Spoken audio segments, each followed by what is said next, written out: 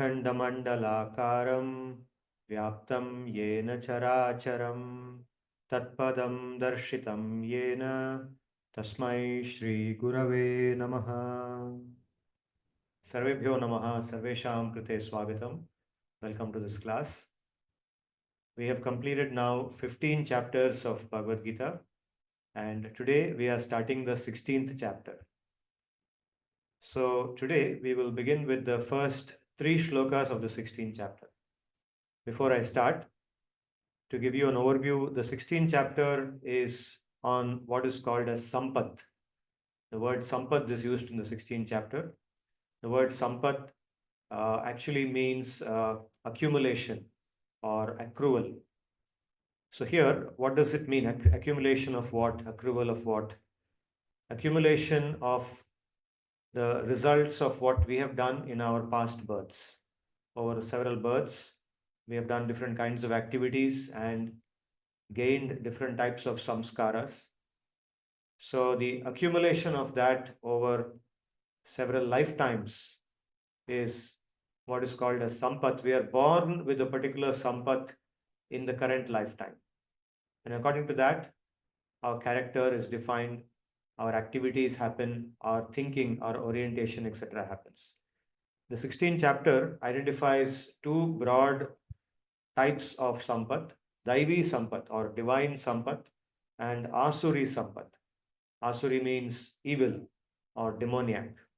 So divine and evil, daivi and asuri sampad. That is what the 16th chapter is about. And in this chapter, Sri Bhagavan distinguishes the qualities of the daivi sampad from that of the asuri sampad. Along with the qualities, he also mentions the different types of behavior, the thinking, the behavior, and so on.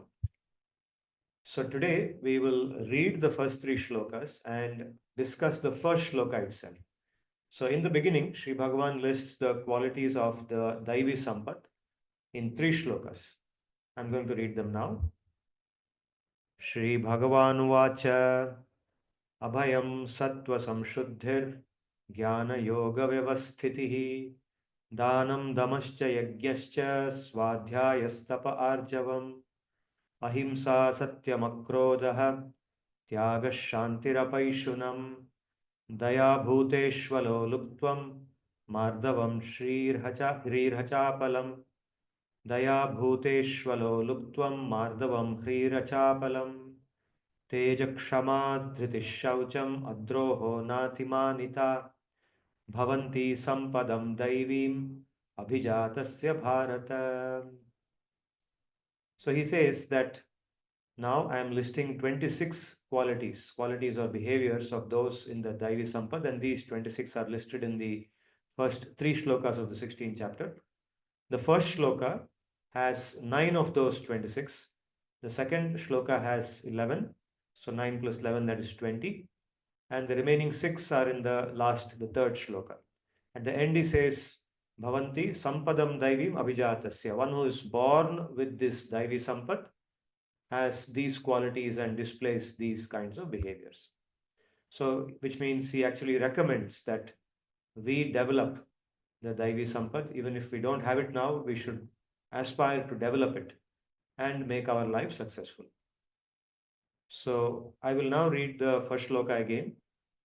Shri Bhagavan Uvacha Abhayam Sattva Samshuddhir Jnana Yoga Vyavasthitihi Danam Damascha Yagyascha Swadhyayastapa Arjavam. Sri Bhagavan said, fearlessness in the practice of dharma, purity of existence, the focused pursuit of spiritual knowledge, charity aligned to dharma, regulation and restraint of the senses from their objects, worship of Ishvara, self-study of the Shastra, austerity aligned to dharma, simplicity and uprightness, and so on. He will continue now into the second shloka. But now we are looking today only at the first shloka. So in the first shloka, 9 qualities are listed, and they are: number 1, Abhaya. Abhaya means fearlessness in the practice of dharma. Number 2, Sattva Samshuddhi, the purity of one's existence. Number 3 is Jnana Yoga Vyavasthitihi, or a very focused pursuit of spiritual knowledge. Number 4 is dana, which is charity, which is aligned to dharma. Number 5, dhamma, regulation and restraint of the senses from their objects. Yajna, worship of Ishvara. Swadhyaya, self-study of the Shastra.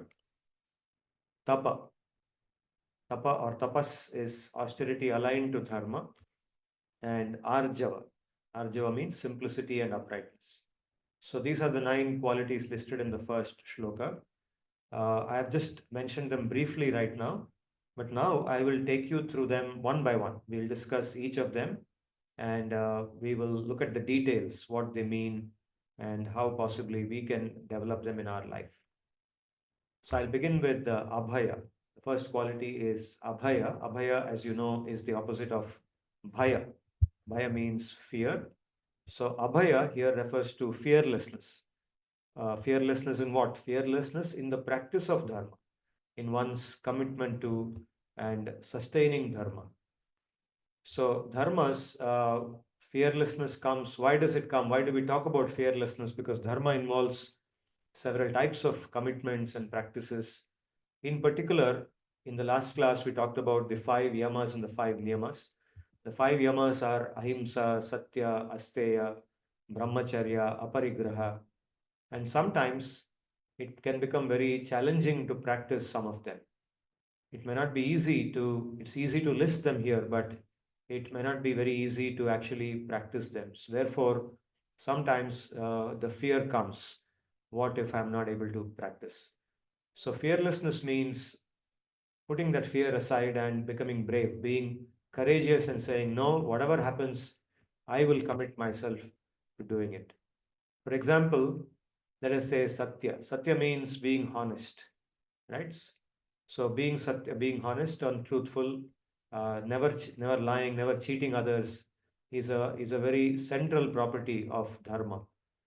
But sometimes it may appear that if I follow satya in some situation, then I may lose my friendship with somebody. I may have to upset someone who may not like what I do because I'm being honest, right? Of course, we can try to be honest in a way that doesn't hurt anyone. We can try to communicate our message or speak the truth in a manner, and that's how it should be done. It should be done in a way that doesn't hurt the other person but communicates what we have to communicate. Even then, sometimes situations will be such that by revealing the truth, even if we reveal it in a polite manner, it may actually weaken somebody's position or destroy the chance of somebody being successful in something, etc. It may lead to revealing something which somebody may not like about them.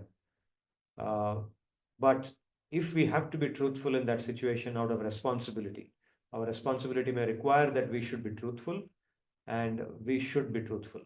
So, somebody who is committed to dharma, who has a conscience that I am dharmic, will practice satya in that situation. He will use his wisdom and deploy the wisdom in a manner that he can practice satya. And even if it means losing that particular friendship, he will uphold that satya. So this is called fearlessness. Means he is not afraid that he will lose something. Similarly, by doing some activity of dharma, we may compromise on some kind of material indulgence that we have been used to in the past. For example, earlier in our life, we might have gone to parties. We might enjoy going to parties and drinking alcohol, indulging in different types of pleasures that the party gives us. But once we start practicing dharma, we may realize that doing something like that is actually harmful to me, harmful to others, and also harmful to my spiritual progress. And therefore, I should not do it. And one may stop going to a party.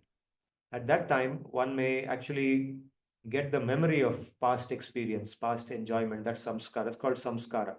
Samskara means in the past we experienced something, and that experience stays in a subtle form in our consciousness. And that now comes up and says that, but aren't you missing that? Why not just do it one more time? Okay, this comes. So here, fearlessness has to come. The person has to say, no, I'm not afraid. I may miss that party. It's all right.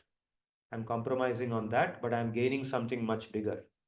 So this is fearlessness, means courageously saying that I will compromise on that indulgence which I had earlier for the sake of something higher. Instead, I will try to, you know, give an alternative. Maybe I'll go to a sweet shop and buy some sweets and treat myself to it rather than going to a party and drinking alcohol and indulging in some very, very forbidden kind of activities. So this is called abhaya, fearlessness. Now, one extreme example of abhaya is Maharaj Dhruva, right? Dhruva is one extreme example where we know how that little boy of 5 years of age fearlessly went to the forest in search of Vishnu because his mother told him that only Vishnu can give you that kingdom. Of course, that particular act of leaving and going was not strictly in the interest of dharma, it was in his self interest that he wanted the kingdom. But eventually, his consciousness became purified because he got the bhakti mantra from his guru, Narada. He was, beg your pardon, he was initiated on the part of bhakti, on the path of bhakti, and he followed the path of bhakti. Eventually, he got the darshan of Vishnu within a short time, and he was completely purified. So we see him fearlessly doing that. Similarly, in the case of, let's say, Bhishma, to please his father, Bhishma took a vow and he said, I will remain a brahmachari all my life. That's an example of fearlessness, without any fear about what have I lost? I'm going to lose my kingdom, my kingship. I'm becoming the emperor. Everything is gone. I'll just be an ordinary person. So he gave it up, fearlessly gave it up, remained a brahmachari all his life for the sake of satisfying or pleasing his father. Okay, and there are several other examples. These are all examples which I gave now, Dhruva, Bhishma, in the Mahabharata, in the Puranas.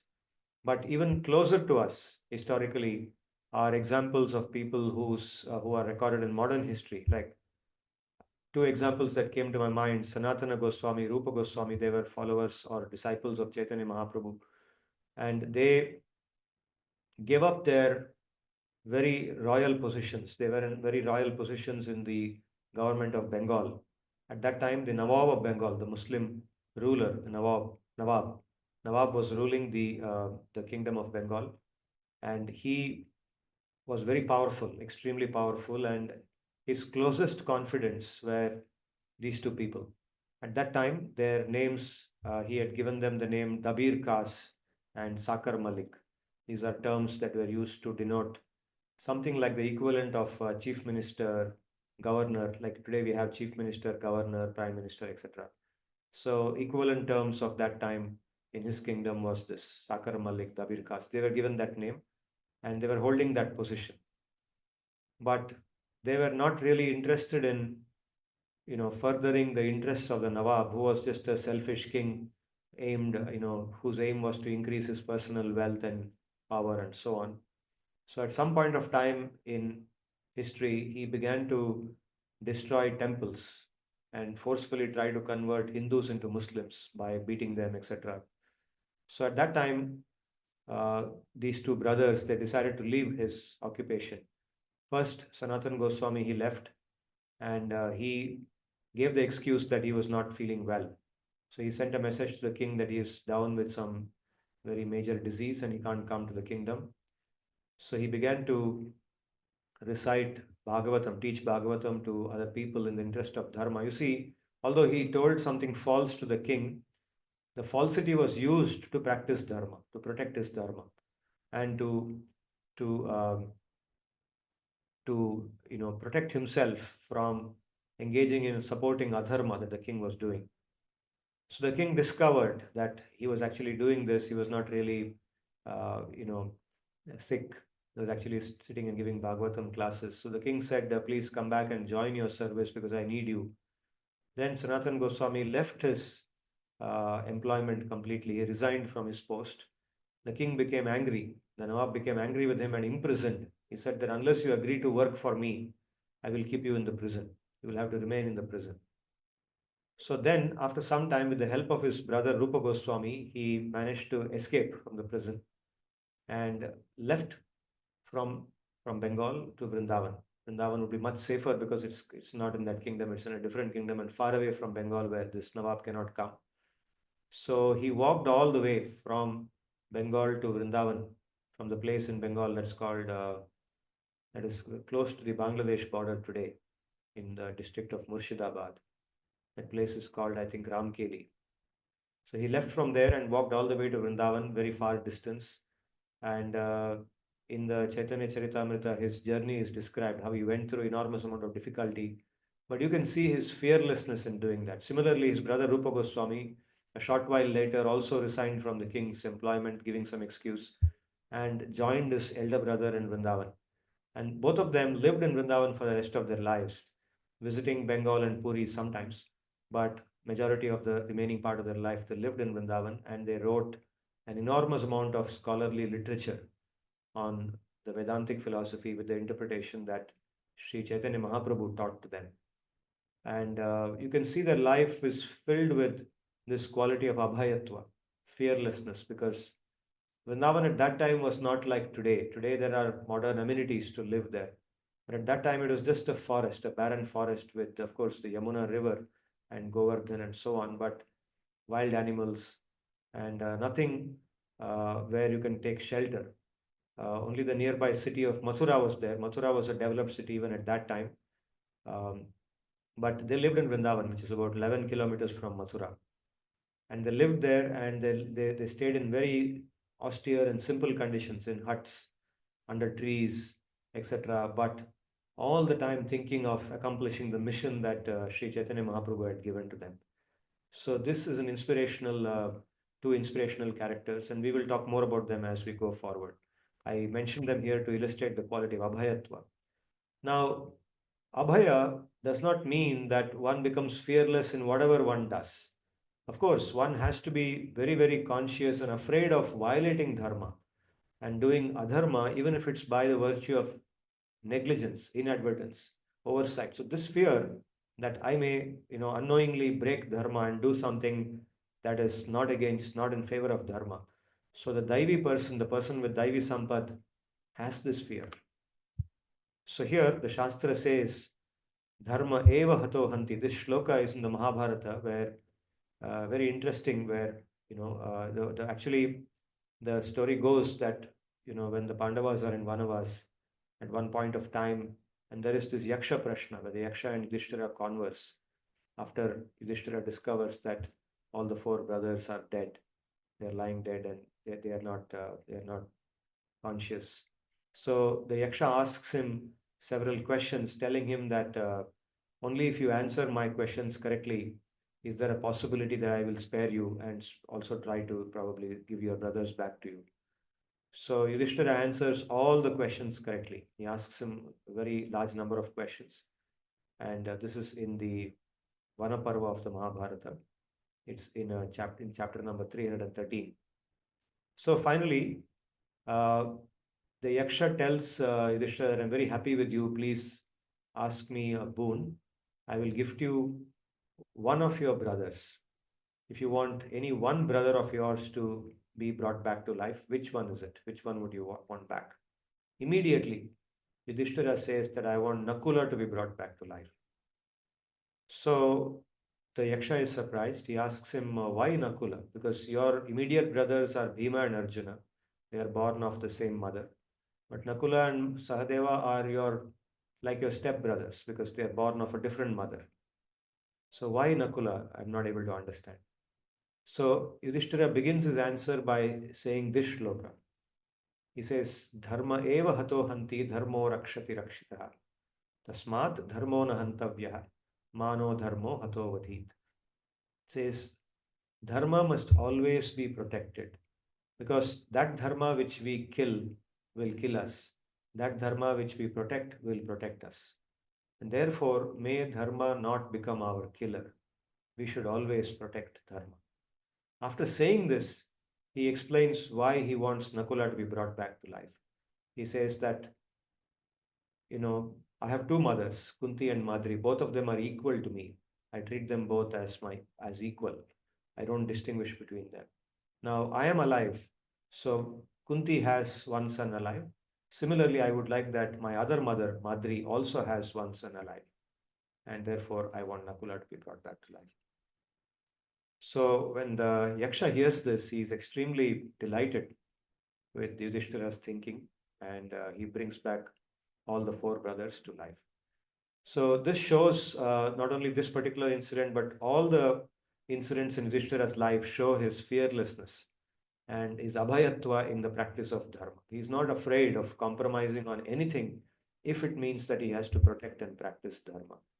So this is the first quality that Sri Bhagavan lists in the 16th chapter in connection with daivi sampad.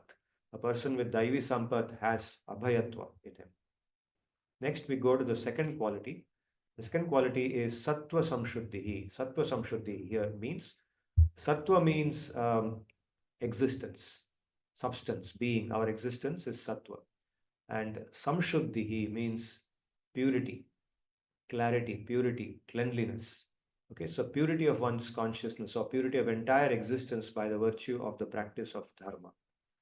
So if one has this purity, then how does one experience it? One experiences it by always having the mentality of doing seva, thinking that, seva is my way of life. Seva is my life. And whatever I do should be done in the mentality of seva. What is the mentality of seva? Mentality of seva is doing work the way we think, the way we act, anything we do in such a way that it benefits others, thinking of the welfare of other people, something that will not harm anybody, that will not cheat anybody, that will not be duplicitous, that will only benefit the other person, without expectation of anything in return, including others' appreciation, including recognition, fame, reward, being invisible, doing work invisibly for the benefit of others without taking anything in return, or taking minimum in return which is required for our sustenance, like salary or whatever we need to keep a living alive, keep living going on. So this is called seva. So somebody who has sattva samshuddhi by virtue of their daivi sampad has this mentality of, my life is for seva. Whatever I do should be done in the mentality of seva, and that inspires that person. It's not something that the person has to struggle to imbibe. The person is naturally inspired to do that. Every time he gets up in the morning, let today be a day of seva. Let today different types of seva happen, and let me never do. So he longs for that contentment. He experiences contentment in thinking like that and acting like that. He longs for the contentment that comes from doing seva. And in doing supporting activities of seva such as dhyan, yajna, these things help us to build that mentality of seva. So this is sattva samshuddhi. And there is conscious practice in sattva samshuddhi of the thoughts of pararthatva and parasukha. Parasukha means what would be good for society, what would be good for the people with whom I am working, what would be good for the people to whom I am answerable. Right? This kind of thinking is parasukha, pararthatva. Right? Not how can I shortcut, how can I, you know, get the better of somebody, how can I, manipulate someone to get what I want. Not that thinking. Parasukha means how can I be genuine, execute my activities in a manner that is required for the task at hand and fulfill the requirements of those whom I am working with. And there is conscious rejection of thoughts that harbor dvesha, nishamsa. Nishamsa means you can say hatred, intolerance, or wickedness, evil thinking about others. Grina again means hatred. So all this kind of feelings that, feeling that other person should suffer, other person should experience misery. Okay, that person has cheated me, that person should suffer. That kind of feeling of revenge, feeling of anger is rejected, because those thoughts naturally come to us. Okay, by virtue of our being in this material existence, such thoughts, they crop up even without our wanting them. But even when they crop up, this person who is practicing sattva samshuddhi consciously rejects them as soon as they arise. As soon as they arise, he says, no, I don't want that. That thought came, I don't know how it came, but I don't want it. Let that person be happy. Let that person be peaceful. Let that person's wickedness go away. That person has been wicked. That person has a propensity to do wrong things, but let that go away and let that person be content. Let contentment come to that person even before it comes to me. So this kind of thinking is a part of sattva samshuddhi. Right? It's not easy, but it's possible to do it. So by doing this and experiencing sattva samshuddhi, one actually experiences a constant sense of lightness inside, mental clarity, illumination, a sense of calm in the mind, a sense of clarity and control. This comes because of sattva samshuddhi, by doing all these things. So this is the second quality. The third quality that Sri Bhagavan lists in the 26 qualities is Jnana Yoga Vyavastitihi. So what does it mean? Vyavastitihi means a commitment to something, a perseverance towards something, a focus on something.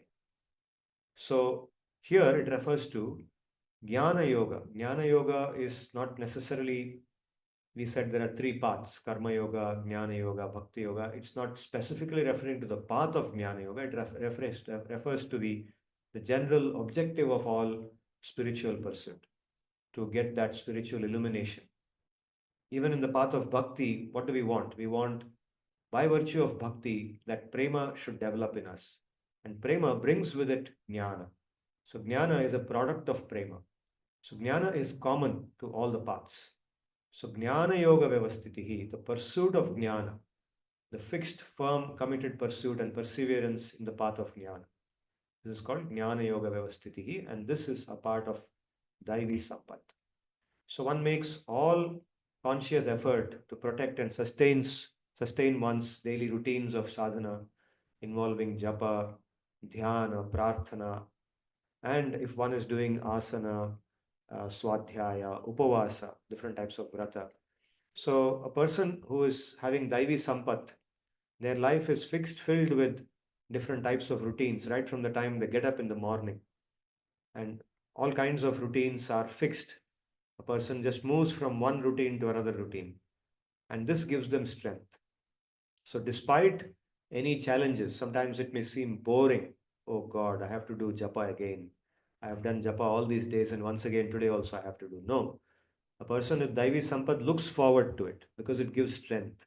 It gives them so much contentment in doing that. It bolsters their sense of daiviness.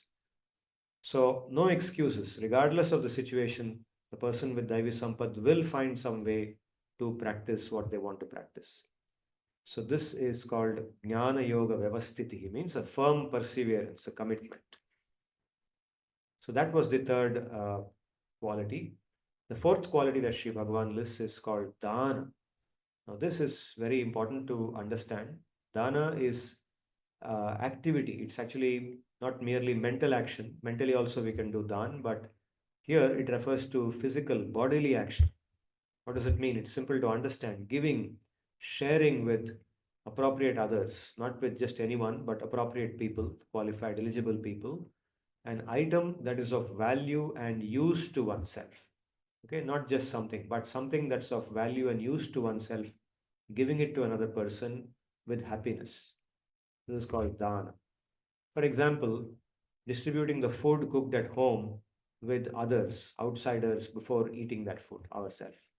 Right? So we cook a lot of food, tasty food, and after we offer it to Bhagavan, it becomes prasad, and then we distribute the prasad to others. In fact, in the Varnashrama system, the Grihastha is ordained to do this in a society where Grihasthas they cook at home, uh, and after the meal is ready and it's ready for consumption, then the Grihastha goes outside the house and calls out that is there anybody who is hungry? If anybody is hungry, if anybody wants food, please come, please come. Food is ready here. And if somebody comes seeking alms, typically in the Varnashrama system, there might be, uh, you know, for example, sannyasis, people who have taken sannyas and who don't have their own way of cooking, or they are fully dedicated to their dhyan and their shastra dhyan and so on. They may not have the time or the resources to cook and feed themselves, but they have to eat something to sustain. Therefore, they depend on the grihasthas. They go begging alms. So when a grihastha calls out like this, some sannyasi may hear it and he may come and take the food from the grihastha, only what he wants. So this way the grihastha also gets a lot of punya by doing this dhyan, this dhan, and the sannyasi also gets what he wants. So this is the basic form of dhan, distributing food, but it's not only food, distributing so many other things like clothes, money, land, books, articles, possessions, and so on, that are of value and use to oneself with a deserving and genuine person. Not with somebody who is duplicitous, not with somebody who is lazy, who just lies on the side, doesn't do work that they're supposed to do, and goes around begging. Okay, so today we sometimes see people like this. We see people who have made a profession out of this kind of begging, where they can work, they have enough bodily strength and mental ability to work, but they dress themselves up like beggars, attract the sympathy of other people, and by pretending and attracting false sympathy, they try to get others to give them something and live on that. And by doing this for a couple of hours a day, they can sustain themselves. They make enough amount of money and get whatever they want. So this is not done. Giving to such people is definitely not done. Giving to a person who is committed to something, who is qualified, who is eligible, who has made tapasya, who is doing tapasya, who is doing sacrifice, to such a person going and giving something because they cannot do it themselves, that is done.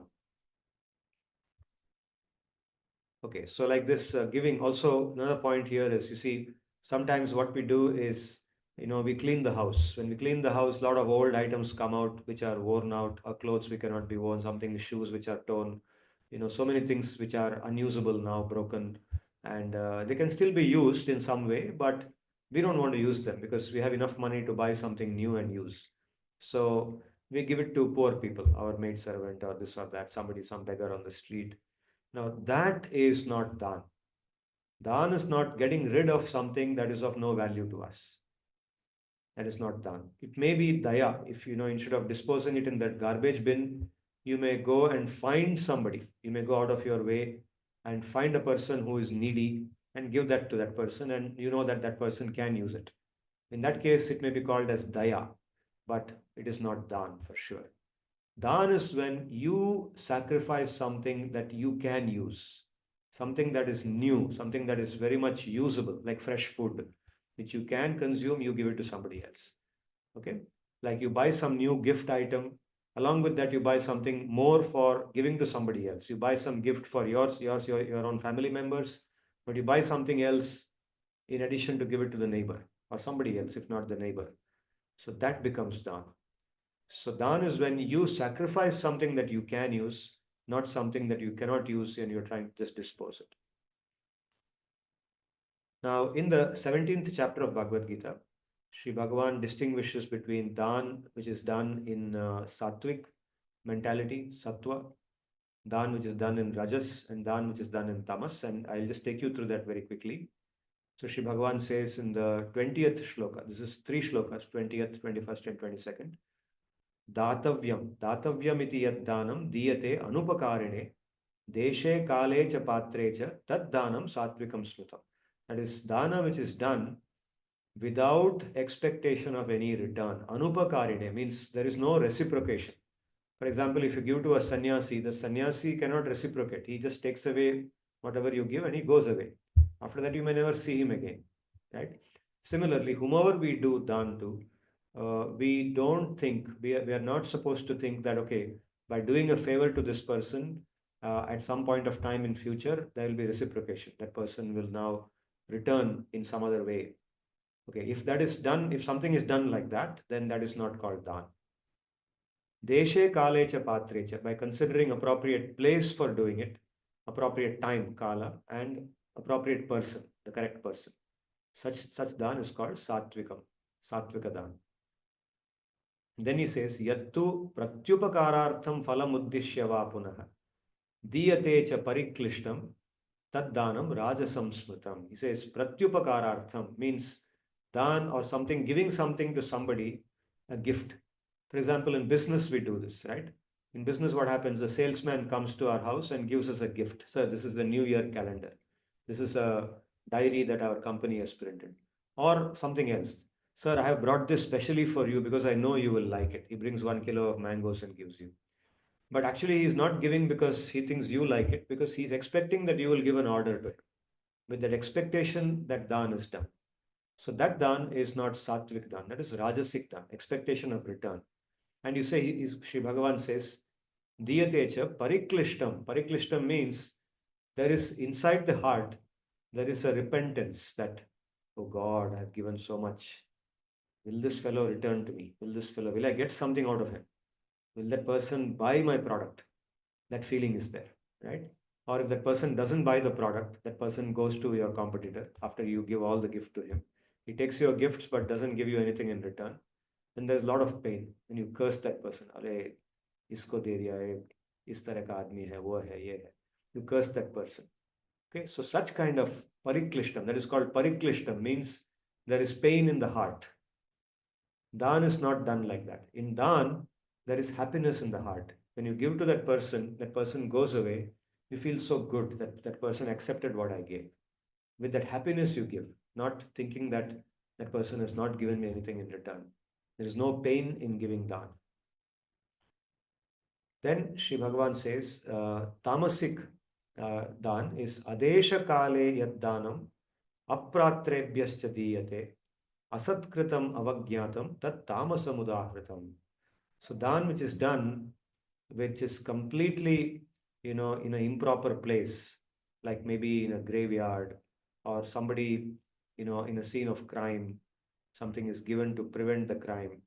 Or, when people come asking for bribe, sometimes we hear of these stories. I have never experienced it myself, but sometimes we hear that businessmen, uh, government officials go and extort money from them by pointing out their faults. They'll find that the businessman has not followed some particular injunction of the law and start blackmailing him and say, now you have to give me 1.5 crores. Okay, so this businessman has to do it. Otherwise, he may end up losing 5 crores. So to save 5 crores, he spends 1.5 crores. So this kind of dan, this kind of giving of money, not only involves pain, but asat kritam. It is done with no respect. Asat kritam means with dishonor, with insult. Avagyatam, insult and dishonor. Okay, with there is in the mind there is abuse. In the mind, the businessman will be abusing the income tax officials. The income tax officials will not only in the mind but verbally also abuse the businessman. That you are this, you are that, you are a violator. We will report you to the police. We'll do this, we'll do that, and they will extort that money from that person. So there is insult, there is dishonor. So such kind of dan, that kind of giving of something, parting with one's possessions towards somebody, is tamasic dan. It's called tamasic. It causes pain to everybody, both that businessman and that person, that income tax official or whoever it is who took that bribe, will experience misery in the future, right? Because in that pressure, in that situation, it has been done. So this is called dan. Dan means, so this is given here. All these things are said here in the Gita to help us to clearly define the markers, define the boundaries of dan, what it is and what it is not. So it's done with no expectation of return or reciprocation, done with due consideration to process, time, and place, and done with affection and appropriate respect and honor. So the person whom we are giving, we give respect, honor, and that person in return also gives respect and honor. And it's not accompanied by regret or fear or insult or anger or frustration, desperation, and so on. Okay, so this is called dana. So dana, if it is done in this manner, is a daivi quality. This is daivi sampad, part of daivi sampad. So this is the fourth item in the list of 26 items. The fifth item is dhamma. Dhamma. Dhamma means what? Dhamma and sama. These are explained. Shama. Sorry, not sama. Shama. There should be an apostrophe there. Shama. Shama and dhamma.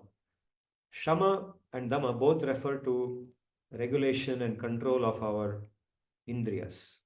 Shama refers to the restraint and regulation that is practiced on the mind, the antarindriyas, mana, buddhi, ahankara. So when we try to restrain the mind by doing dhyan, mananam, chintanam, nididhyasanam, deep contemplation, so that is called shama. And dhamma is when we restrain our bahyendriyas. The bahyendriyas refers to the jnanendriyas and the karmendriyas, the external senses. So what is meant by bahyendriyas, external indriyas? The jnanendriyas are the five knowledge acquiring senses. Chakshuhu. Chakshuhu is the sense of sight and the object of the sense, the Vishaya. The Vishaya is that which can be seen. Rasanam is the sense of taste, and anything that can be tasted, a food item, for example, is the object of Rasanam. Grana is the sense of smell, and smell is the object of the sense of smell.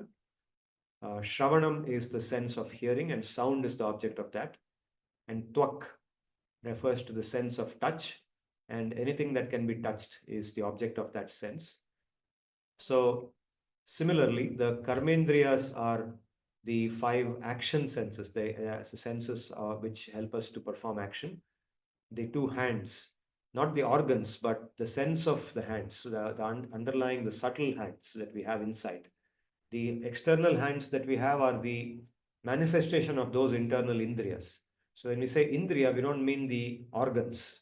We mean the subtle elements inside which drive the hands. Okay, that is always present in us. So the actions done using the hands are the actions of that indriya. Similarly, the legs and the actions done using the legs. The larynx, the voice box, the sense of that, and the speech which comes from that. The genitals with which evacuation is done, and mating is also done with that, and the anus with which evacuation is done. These are called the pancha karmendriyas. So the karmendriyas are like the gyanendriyas, subtle senses inside. Now these 10 indriyas are called the bahyendriyas, the external senses. And dhamma means regulating them, regulating their application, regulating their connect with this material samsara. Because it is through them, it is through the antarindriyas and the bahyendriyas that our material expansion happens, our material indulgence happens. And that, to a certain extent, is fine because it allows us to sustain the body in the practice of dharma. But if it's not regulated properly, then it goes against dharma and it goes against our real interest. It goes against our spiritual interest, what is good for us spiritually, what's good for us in the long term. And that is why restraint and regulation is required. Now, in the Gita, it's also mentioned that one should not try to completely suppress the senses because the force is very strong. If we try to completely suppress them, they will come back with, they will bounce back with much greater force, and then we become completely unregulated.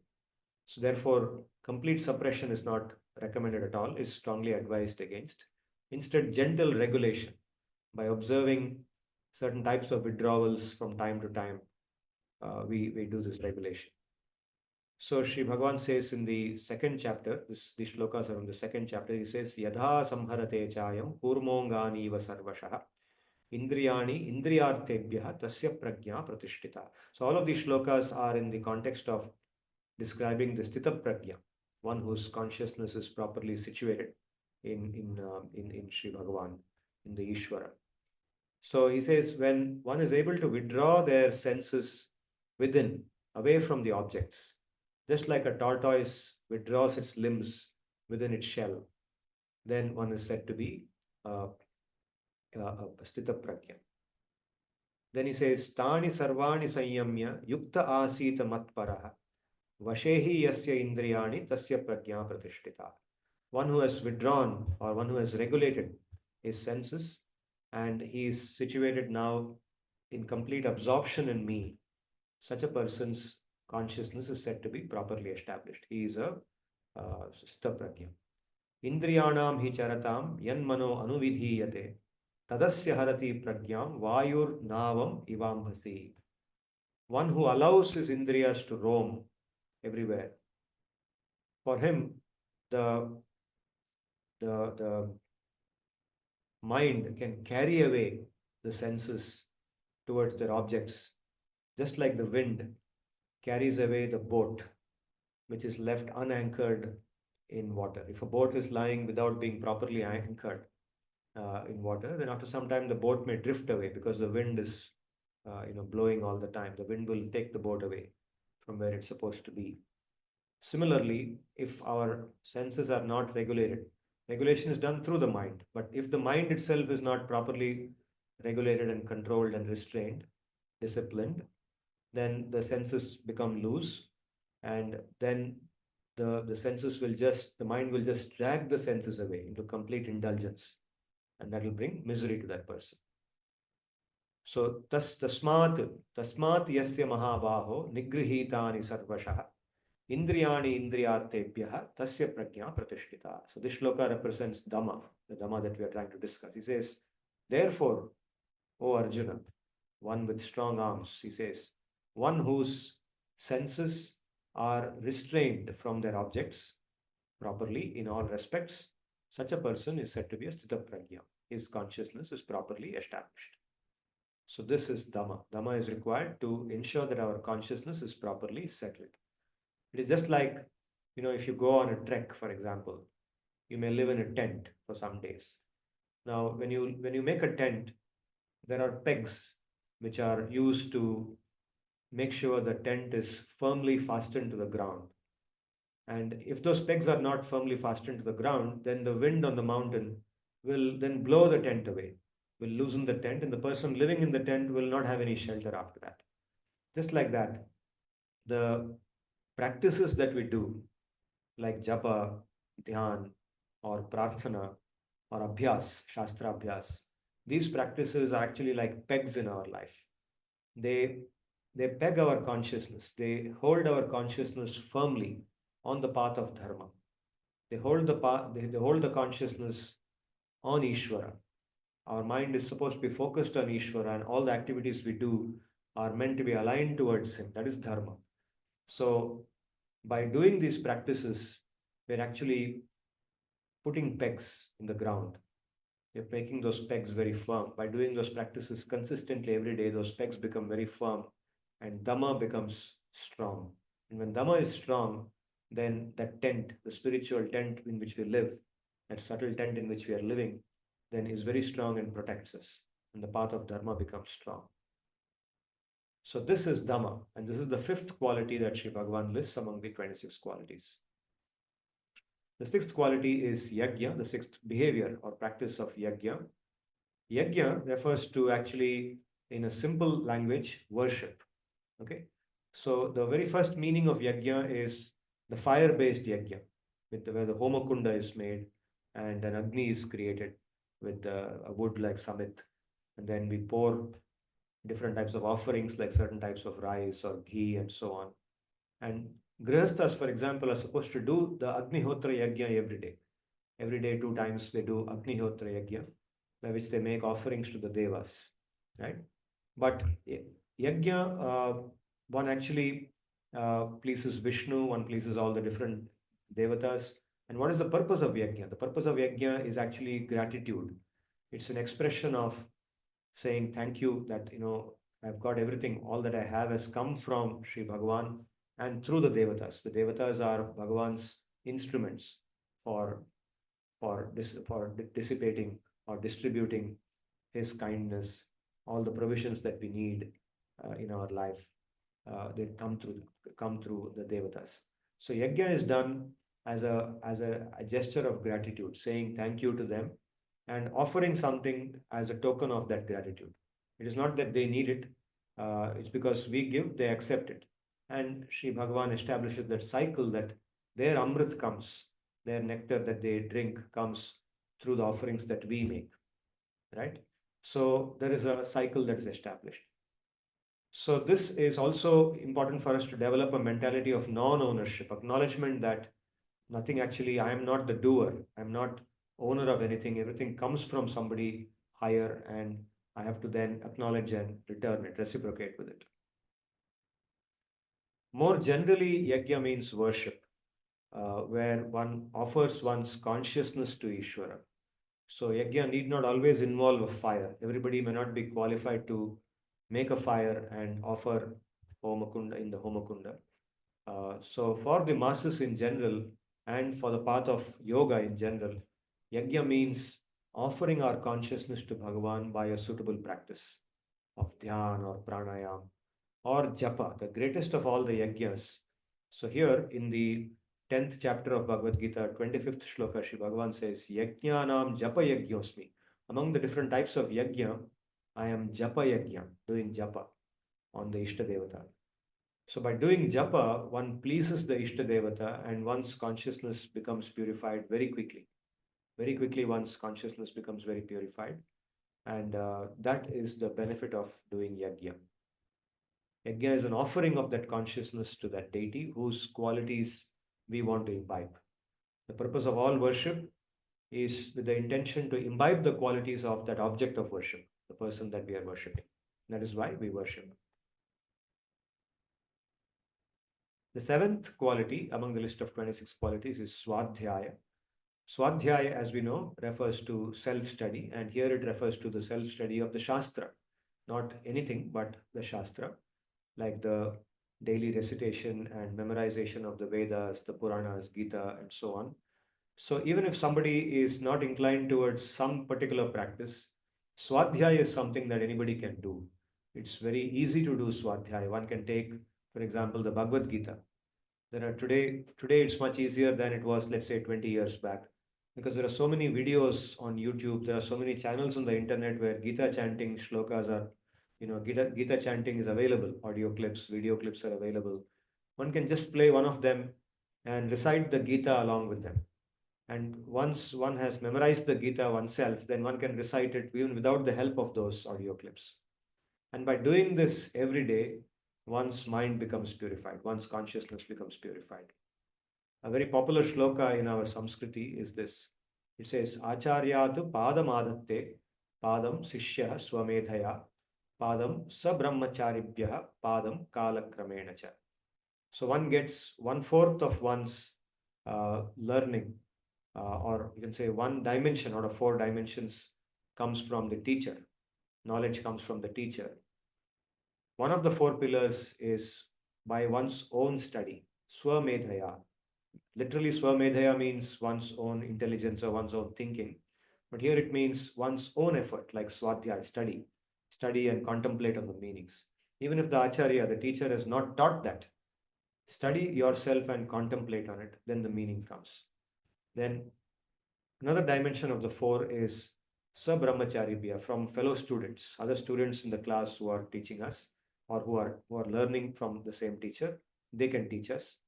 And finally, padam kalakramena cha, over the period of time. As one keeps learning through these 3 pillars, the 4th pillar also becomes active because one starts applying that learning. One starts using that learning. And as one uses that learning, one starts understanding whatever one learned much better. Knowledge grows when it's applied, right?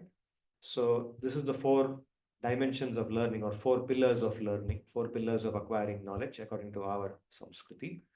And one of them is Swadhyaya, where Swamedhaya includes Swadhyaya. So more generally speaking, even going broader than what we are referring to as Shastra, Shastra for us means the Veda-based Shastra, but more generally speaking, it's very important for us to read literature that nourishes our search for meaning and purpose in life. Instead of just reading, articles available on the internet, like news or WhatsApp, jokes on WhatsApp. These are just loose items. They don't really give us deeper, benefit. They're just superficial, right? They inform us about some of the news that we read is important. We need to know what's going on in this world. But beyond that, a lot of reading that we do may be useless. So instead, reading books, reading literature written by great philosophers, thinkers, or even by people who are like, people who write motivational literature, motivational books, which show us possibilities that we can engage in life and improve our condition in life. So this kind of literature inspires us to achieve higher things, achieve us to become, inspire us to become better versions of ourselves. Okay, so this kind of swadhyaya towards self-improvement is also, you can say, a broader meaning of this word, swadhyaya. A person with the daivi mentality will do such things. The 8th quality is tapas, and this also is not very well understood. I will spend a little bit of time on this. Tapas literally means austerity, And tapas specifically means the acceptance of discomfort, willingly accepting discomfort and in a regulated manner. Example, a vrata that we do. Like yesterday, for example, was Ekadashi, and many people in the country, or for that matter, all over the world, observe Ekadashi today. Ekadashi is done to purify one's consciousness. It's very pleasing to Vishnu. It's very pleasing to Krishna. And it's a day given whereby we can fix our mind on the higher truth instead of uh, eating and doing mundane activities which are closer to improving our consciousness. So this is an example of a vrata. Vrata is a form of tapasya. Similarly, commitment to do things which by default our mind may not like to do. For example, let us say getting up before sunrise every day. Even if one wants to sleep more, willingly saying that no, this is my time to get up, because at this time if I get up, it'll benefit me, it'll help me to improve and become stronger, and so on. So getting up early and doing a fixed amount of japa. Okay. Or let's say taking a vow to not eat a sugar-based item, a sweet, for a whole week. Let's say that we are very fond of sweets. Okay, many of us have sweet tooths. So very fond of sweets. Taking a vow that okay, for 1 week I will not eat sweets. I will stay away from sweets so that I can develop that ability to restrain my craving for sweets. And during that 1 week, there will be sometimes a struggle. But when the struggle happens, reminding oneself that no, by doing this, I will become a stronger person. Let me do some alternative. Let me drink some, let's say, a glass of water. When I'm feeling a strong craving, let me distract my mind by drinking a glass of water. I'll feel a little relief and then I'll move on. And after 1 week, I can have whatever sweet I want to have. So this kind of tapasya gives us strength, willingly accepting some discomfort.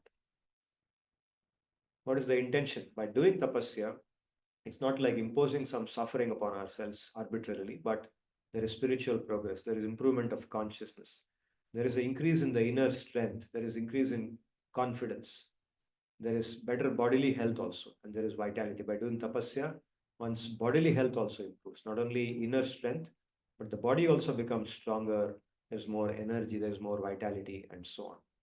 So one should very inspirationally, one should be inspired to do tapasya. One should look forward to doing tapasya. One should not think, how will I do it? One should give up that fear. Fearlessly, one should do tapasya.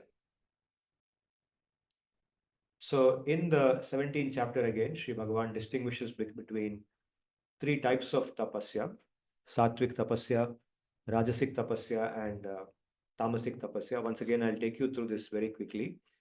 Sattvic tapasya is of three types. Within sattvic tapasya, he distinguishes between sharirika, vachika, and manasika. Sharirika means with the body, then vachika means with the speech, and manasik means with the mind. Okay, so for sharirika tapasya, he says, Deva Dvija Guru Pragya Pujanam Shaucha Marjavam Brahmacharyam Ahimsacha Shariram Tapa Uchyate. So one is the worship. The very first thing is willingness to worship devatas, a brahmana, a guru, a pragya means a very wise and learned person. Worshipping such people involves some amount of discomfort. One has to go out of one's way sometimes to worship them, but doing it, taking that difficulty and doing it, is sattvic tapasya. Shaucha, cleanliness.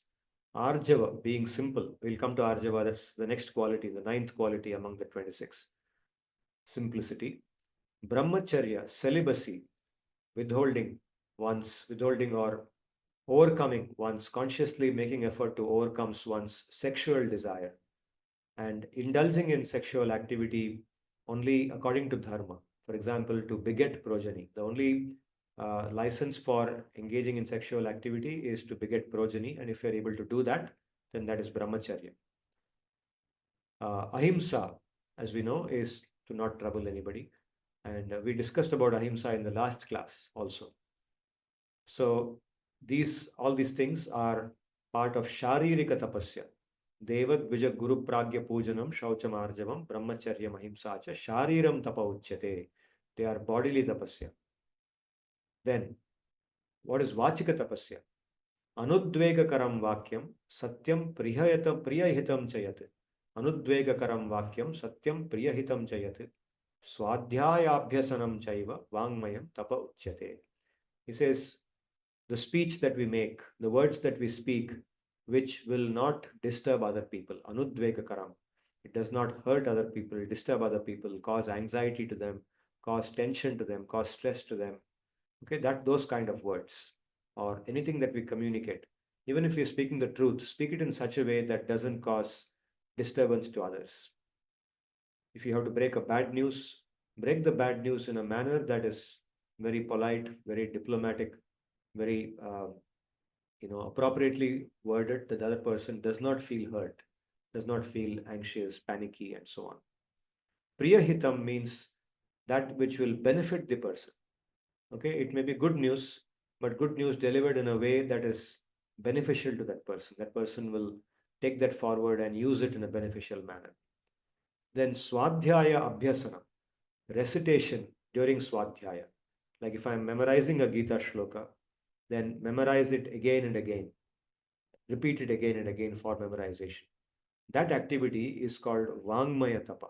Repeating the same thing again and again with the intention of memorizing it and making it a part of one's consciousness. It is called Vangmaya Tapa, Vachika Tapa.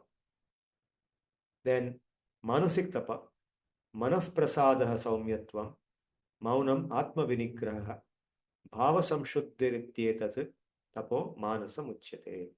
So, thinking of thoughts which are pleasing, which are about contentment, being content, being satisfied with what we have, not allowing the mind to put up thoughts of craving, unnecessary. When unnecessary craving comes, calming the mind, making the mind peaceful, and keeping the mind silent by doing dhyan, fixing the mind on some particular mantra or a particular deity or on something and making it still, maunam. Atma vinigraha, restraining the mind from its objects. Bhava samshuddhihi is wishing well for others, generating thoughts which are not negative towards others but positive towards other people. That is called bhava samshuddhihi. So all this kind of way of dealing with the mind is called manasik tapasya. So all of these are called tapasya because they cause us some difficulty. They may not be easy to practice. They may not naturally happen in our current condition. We have to struggle a little bit to do them. And that struggle is called tapasya. There is discomfort in doing them. So that discomfort gives us long-term benefit. It takes us to a better state of existence. And that is why it is done. So sharirika tapasya, vachika tapasya, manasik tapasya, if it is done in this manner, it becomes satvika tapasya. And that's what Sri Bhagavan says is a part of the daivi sampad. Okay, then he concludes, he summarizes the three by saying, Shraddhaya paraya taptam tapas tat trividham naraihi aphalakangshibihi yuktaihi satvikam parichakshate.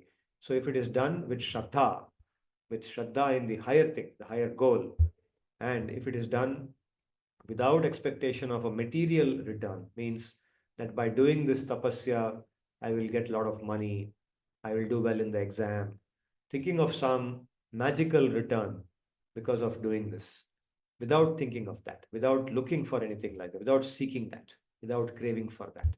When tapasya is done, that is called satvika tapasya. And then he says, Rajasik tapasya satkara mana pujartham tapo dambhena chaivayat kriyate tadiha proktam rajasam chalam adhruvam. He says that when we do tapasya with the expectation of satkar, that others will see this and honor me. Okay, others will say, itna bada sadhu hai. Okay, so sometimes we see people doing this. They do something like, let's say, fasting because they want something, people to appreciate, people to say ज़्यादा vote मिल जाएगा, अभी fasting unto death करो, चलो election आ रहा है, अगले महीने में इलेक्शन है, कुछ ना कुछ इश्यू पकड़ो, फास्टिंग इनटू डेथ करो, सब न्यूज़पेपर में आएगा, फोटो पड़ेगा, वोट बढ़ जाएगा. So this is called Rajasic Tapasya. Satkara, Mana, Puja. I want man. I want puja. Others will worship me. Kitna bada aadmi hai yaar. So this kind of thing. And dambhena, dambha means arrogance or pride. Pride that, I am doing it. So publicize it. Put it on Facebook. Let others see, let others like it. Let people say, what a great thing I'm doing. Dambha, that's called dambha. Putting it on Facebook for others to see and appreciate is dambha. Kriyate tadiha proktam rajasam chalam adhruvam. So it is adhruvam and chalam, means it's not steady. It is transient. It doesn't give you any steady benefit. It just stays for some time, it's gone. You do it, you will get some public appreciation. People will say, wow, wow, wow. People say something, and they also don't really mean it. They are also saying because they want something in return from you tomorrow. Today they scratch your back, tomorrow they expect that you will scratch their back. So you scratch my back, I scratch your back is Rajasic tapasya. Then Tamasic tapasya, Mudagrahena Atmanaha Yat Pidaya Kriyate Tapaha Parasya Utsadanartham Va Tat Tamasam Udahritam. Mudagraha means a foolish thinking. How does that foolish thinking come? Yet Pidaya Kriyate. And the foolish thinking takes a person to do tapasya which is of extreme, difficulty. One does something extremely difficult, extremely, torturous. One tortures oneself. And one does that because one wants to get some powers by which one can then harm another person. Parasya utsadanartham va tat tamasam udahritam. Parasya utsadanartham. One has an enemy. That enemy should be now subdued. So to subdue the enemy, I will gain power. Okay, this kind of tapasya is called tamasic tapasya. So there are people who do this kind of tapasya too. So tapas as a part of daivi sampad is done with no desire for improved material indulgence or material return. And there is no motivation to be known as great or to show one's greatness to others. One example of Rajasic tapasya is the Vishwamitra story. We heard about how Vishwamitra goes and does tapasya on Lord Shiva, meditates on Lord Shiva, and gets weapons with the intention of killing Vasishta. That tapasya is Rajasic tapasya. And uh, of course, the one that done with the intention of killing Vasishta, I will list now under Tamasic tapasya. But after that, after he gets defeated by Vasishta, even after he gets those weapons and tries to attack him and kill him, he doesn't succeed, and then he takes the vow that I'll become a Brahma Rishi. Just like Vasishta is a Brahma Rishi, I'll also become a Brahma Rishi. I'll get all the powers of a Brahmana. Just like Vasishta is so powerful, I'll also become powerful. Now, that is Rajasic Tapasya. And Rajasic Tapasya examples today in the media at least. I'm sure in the Kumbh Mela there are very, very genuine sadhus. I'm not condemning the Kumbh Mela or the sadhus which come there. There are many people in the Kumbh Mela who are very genuine people who are doing tapasya there without anybody knowing about it. Only they know that they are doing it because they are one among the crowd. But we also hear about people who are enjoying the fame and publicity they are getting, and they are doing it with publicity in mind. We can make out there is an intention to become publicly popular. There is an intention to show that I'm able to do these kind of tapas. I'm able to get up in the morning in the cold, freezing winter, and the temperature is less than 0 degrees, and I go into the Ganga and take a dip. How many people can do that? I can do it. I'm a Baba. So this kind of thing, and the media is all gaga. Media makes its money on this, right? So showing yourself to the media and making your career on the basis of that. This tapasya is not sattvic tapasya. This is not recommended. This is not daivi sampad. This is asuri sampad, and it's called rajasic tapasya. Rajasic tapasya. And like I just now said, the example of Vishwamitra, and also we see in the Shastra the example of Amba in the Bhishma Amba story, where Amba takes revenge on, does excruciating tapasya. She destroys herself with the intention to kill Bhishma. She decides that Bhishma is responsible for my plight, and she tries to take revenge on him by doing that. And that tapasya is tamasic tapasya. Similarly, Hiranyakashipu doing tapasya to kill Vishnu. He takes a vow because Vishnu killed my brother Hiranyaksha. So he does very excruciating tapasya and destroys his own body and eventually gets a new body, and he gets the power that he is looking for. Of course, That's not enough to kill Vishnu, but he gets a lot of power. And that tapasya is tamasic tapasya. And also, it's important to mention that sometimes we are put in situations where, we are not choosing to be in that. It's not even tamasic tapasya, because even tamasic tapasya is done by our wanting to do it. We volunteer to do it and we willingly do it. But there are situations that we are put into by circumstances, which we don't want, right? And that is not called tapasya. It is not listed here as tapasya. We use the word tapasya, "Arey, kya tapasya aa gayi?"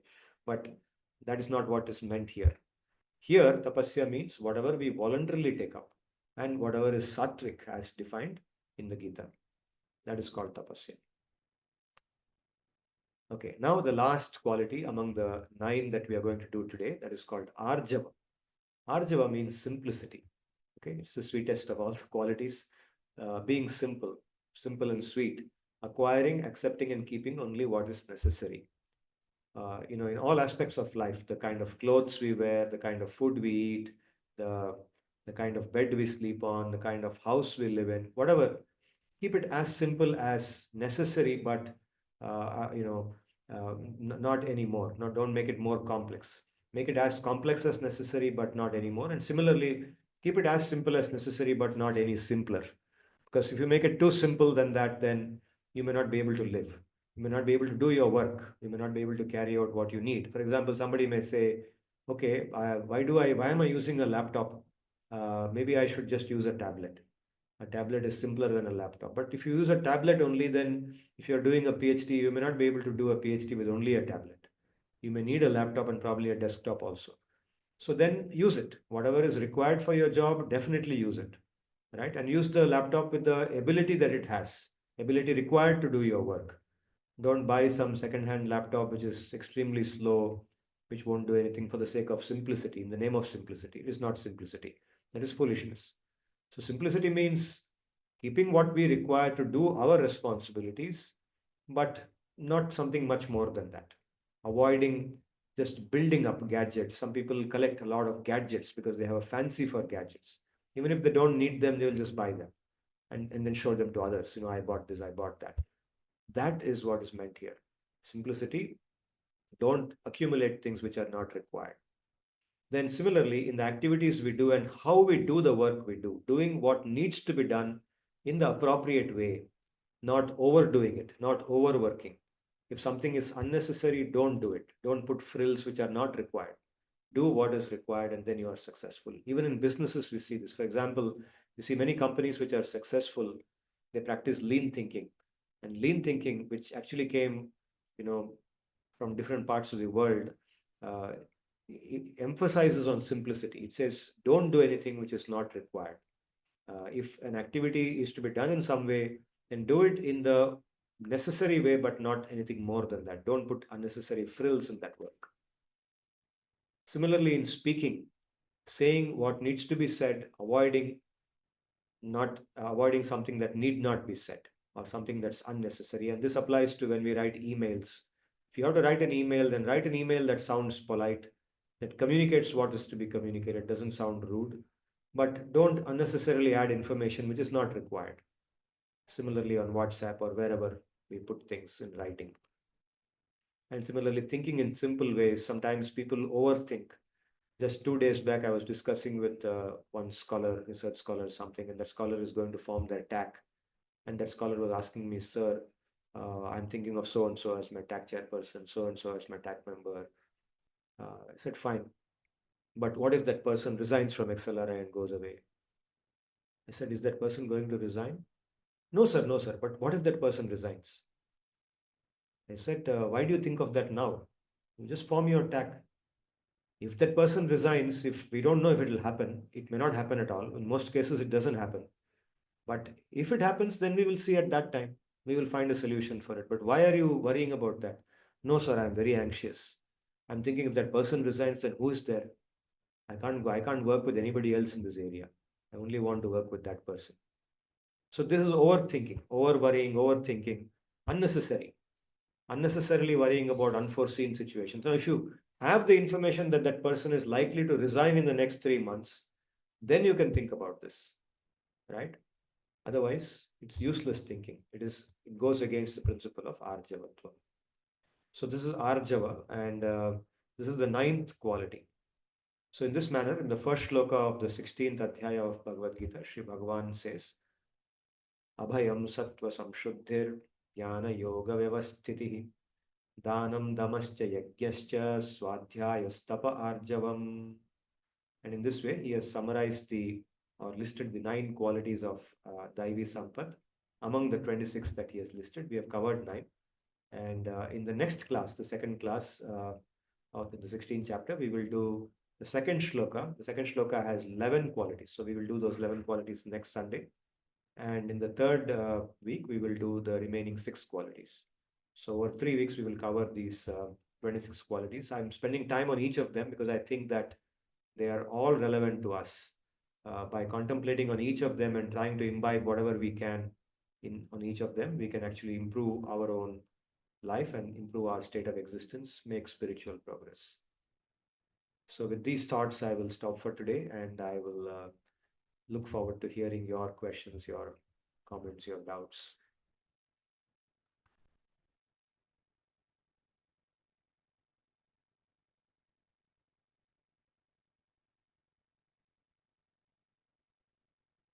I can see several scholars have joined us, several others also have joined us. Please feel free to raise your hand and ask anything that comes to your mind.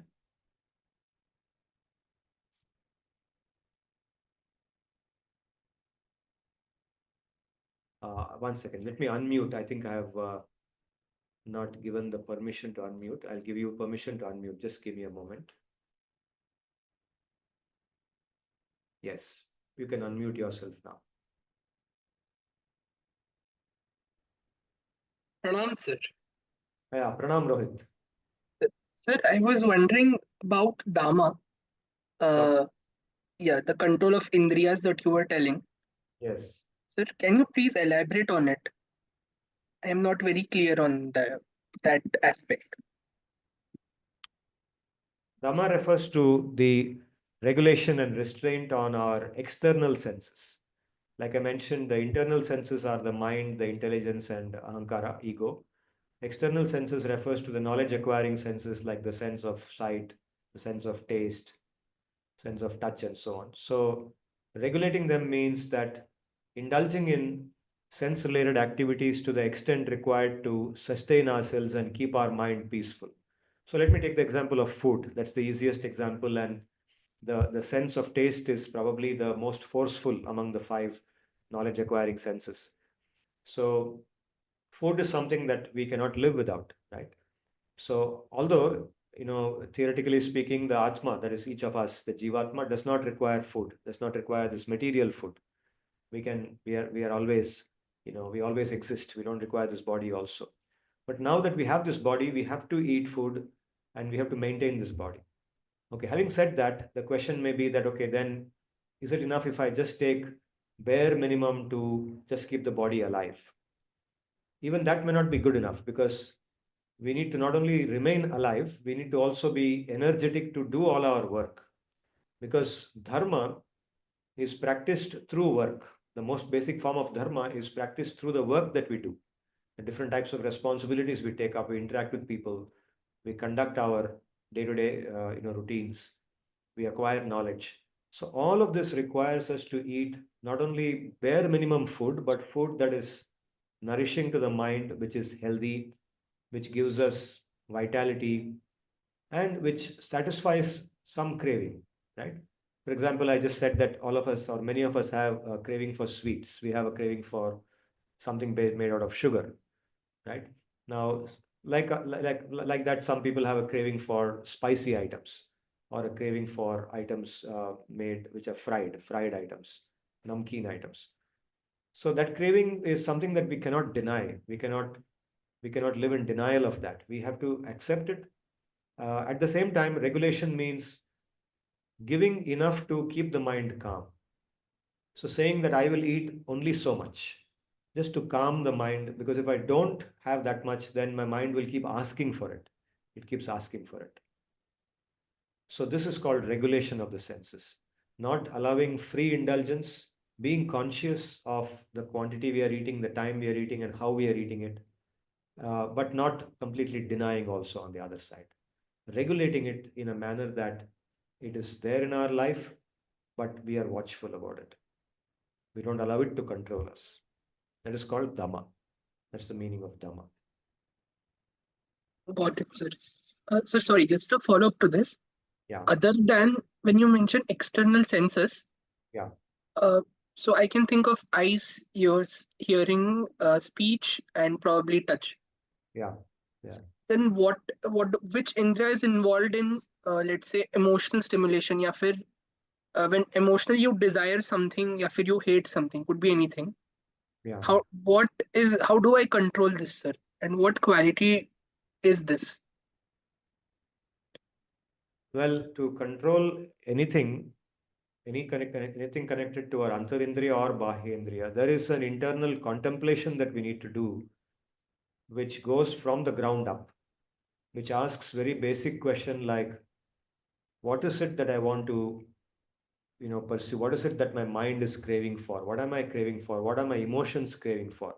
Is it an attachment to a personality, or is it an attachment to an object like a house or a car or clothes, or some particular position in society, in my company? What am I really craving for? Where is that disturbance coming from?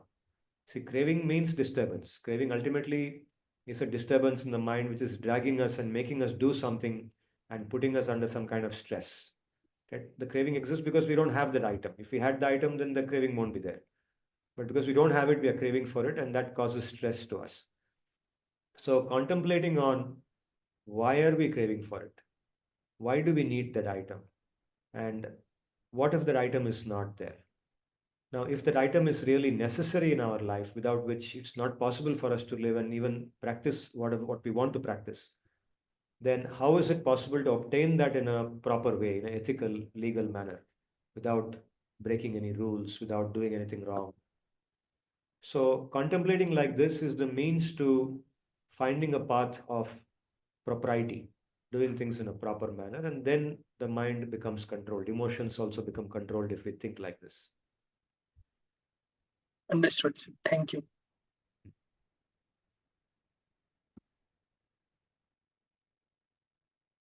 Sir, pranam, sir. Nilesh this side. Yes, Pranam Nireshji. Sir, while explaining the term dan, Yeah, you said that dan can also be of different types. One is somebody giving it willingly and somebody taking it forcefully.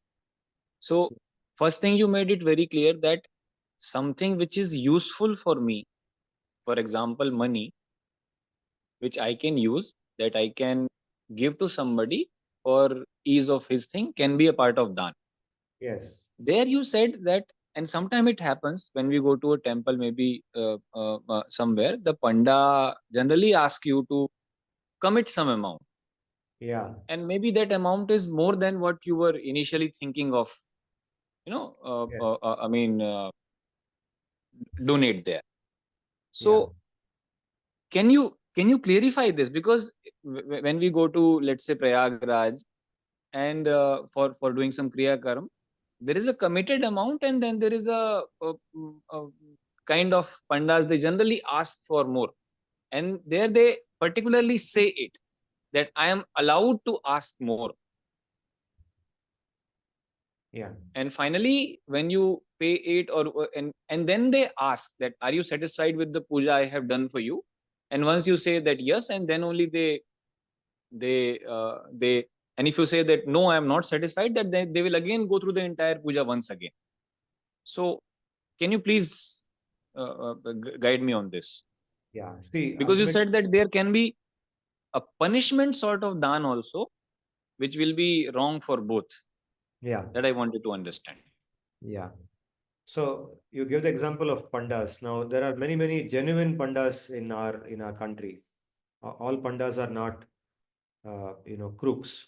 There are some crooks also in between, but many of them are genuine. They're doing that service because people want to do dan in a tirthasthan and they want to carry out some kind of puja for their spiritual elevation.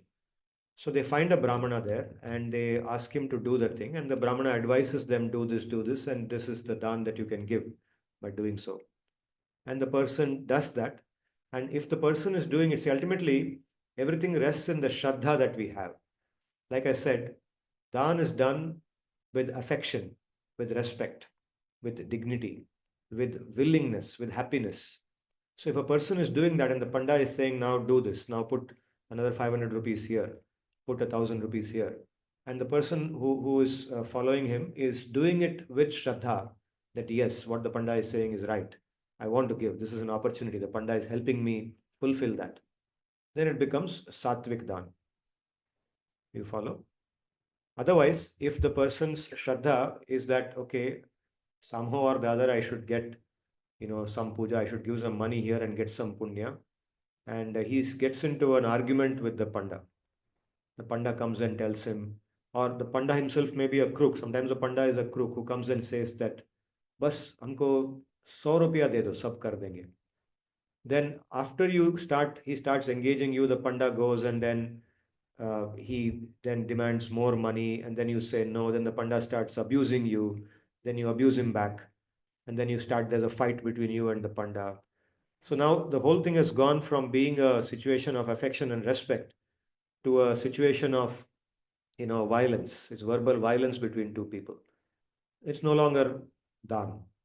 Then even if money is given after that because the Panda is abusing you, then out of wanting to save your dignity, you give some more money and try to get out of that place, then it doesn't become dan anymore. Neither the Panda nor you will get any benefit. So it all depends on how it is done, the Shraddha with which it is done, the consciousness with which it is done. That is my understanding. Thank you, sir. And we hear of both types of experiences from people. We have both the experiences that we just mentioned now. We hear of both of them. Fortunately, No, generally, let's say what my own feeling is. I have some figure in my mind, and everybody when going to temple, they internally think that this is the amount I can devote or I should pay, and sometimes it exceeds, and Yeah. the exceeding generally happens because of the additional demand, maybe from Panda or maybe from the circumstances, that you should do this, you should do that, and Yeah. even if you can pay it. So let's say I had a 100 rupee note with me, or maybe I had 200 rupees and 100 I was willing to, I mean, put there, Yeah. and additional 100 I put only because he asked me to do. I am capable of putting 200 both, but I had a figure in my mind that maybe 100 rupees I will do and 100 I will take back. Yes. And because at that point of Now, time, if you analyze how that additional 100 was given by you, were you happy in giving it that, okay, now the Panda has shown me something that I didn't know. I didn't know. Initially, I thought I wanted to give only 100, but now I've got one more opportunity to give more money. I'm very happily giving it. With that happiness you give, and you trust that the Panda has told you the right thing, that the Panda is not asking just to make money out of you. He's not just trying to make some quick money out of you by trying to just telling you some lies. He's not doing that, but he's showing you something that you didn't know, and he's a genuine person. If you are now doing it with that Shraddha, then it becomes Sattvic Dan. You understood? understood, sir. And if the Panda is genuinely like that, it's also required that the person is genuine. The person is not fooling you. He's not telling you some false stories that यहाँ पर अर्जुन आए थे, यहाँ पर भीम आया था, इसने ये किया था, वो किया था. Sometimes people cook up these stories. Now imagine the Panda is not like that. He's actually genuine, and there are genuine Pandas who are, who come down in generation, and they will not cheat anybody. They are honest. So if the Panda is like that, and you have now got an opportunity to donate more, and happily you are donating it, then it becomes Sattvic. But when the Panda asks you for 100 rupees more, and you start feeling, no, कुछ गड़बड़ हो रहा है यहाँ पर, मेरे को उल्लू बना रहा है ये, you start feeling like that, and then you don't want to, get into a quarrel with him. So you give the 100 rupees unwillingly with some regret, and later on you come back and you talk to your wife and say, "Kya kiya yaar usne? ये तो बदमाश निकला है." You start speaking like that. There's regret in that. Then it's no longer done, right? So depending on how it happened, you have to think over that. Got it, sir. Thank you.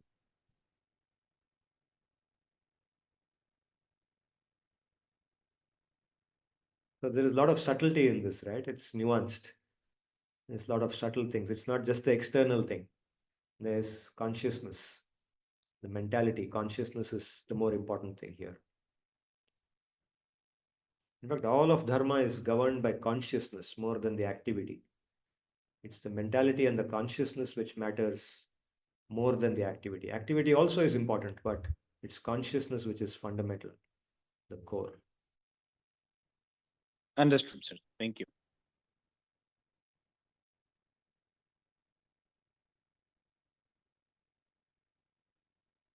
Good. Any other questions for today? Today I spoke for a longer time than my normal time. I've not given you much time for questions. But if anybody still has a question or two, we can still take.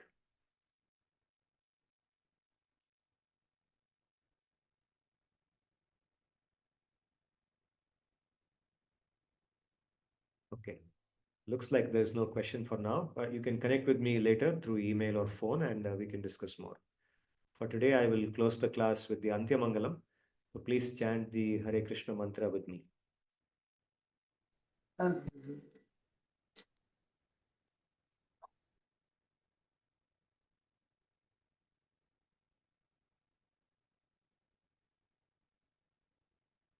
Om